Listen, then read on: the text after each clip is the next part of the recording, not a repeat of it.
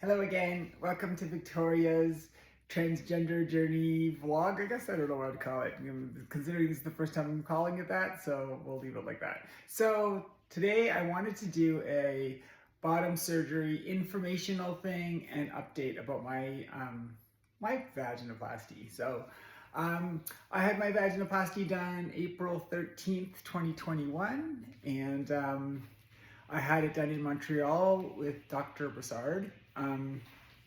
It was inverted, whatever the hell it's called, and got back from surgery. I'll try to throw in some pictures of my surgery, kind of, at least with the coverings and stuff, and what that was like. I was at the hospital for 7 days. You keep a stent inside for the first, I think, like 48 hours or so, and then they take the stent out, which is like actually a condom filled with like, I don't even remember what it was anymore, but it was like surgical something or other. So it was like literally like a dildo shaped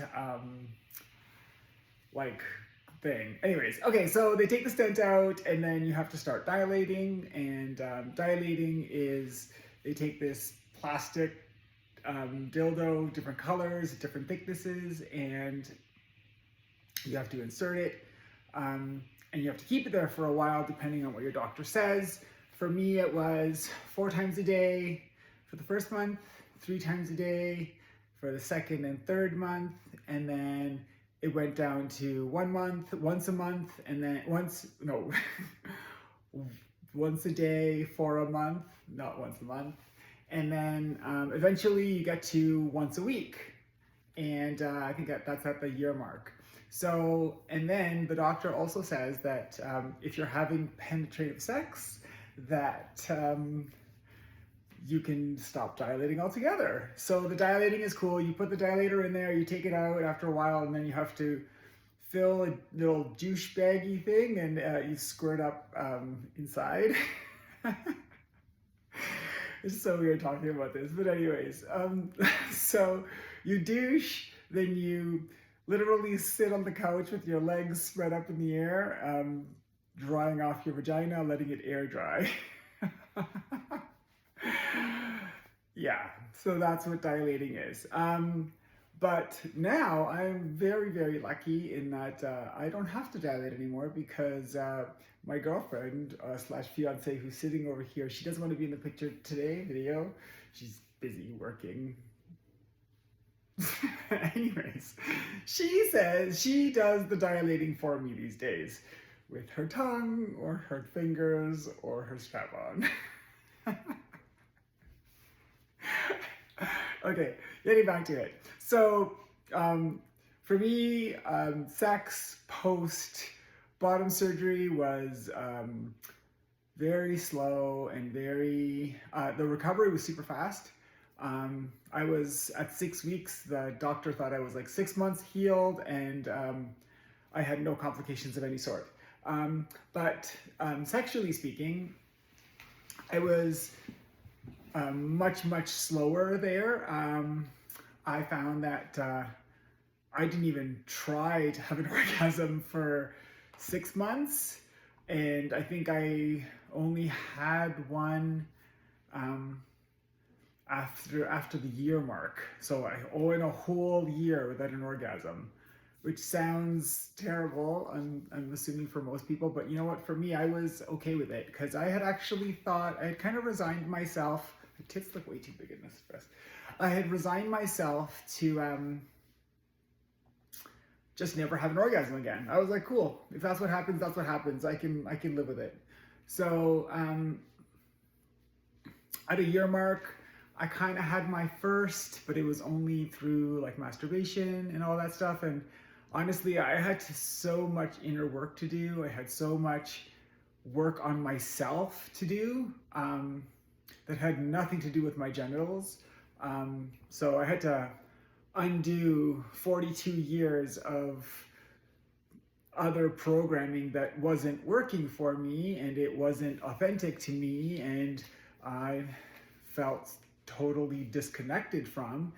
And start to change how I viewed sex and stuff. So instead of disassociating, I was actually present. And that only happened after I really did a lot of introspection, a lot of good work on myself. I took a really loving partner who could see me and could love me, and I could love her and all that romantic jazz.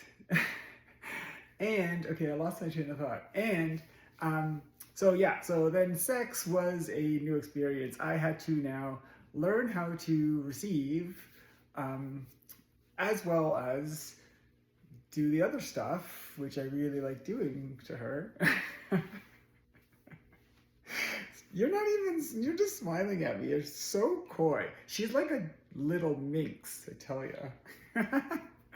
Okay, so I had to learn how to receive, and that's a totally different psychology, something I'd never had to deal with before, right?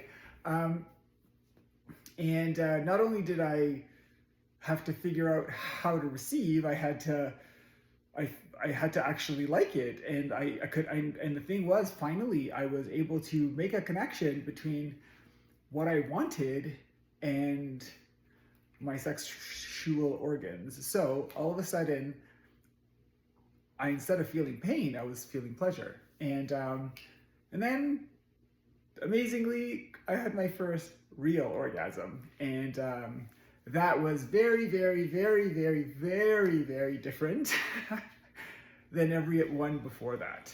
And everyone since that time has gotten better and bigger and stronger and more of them.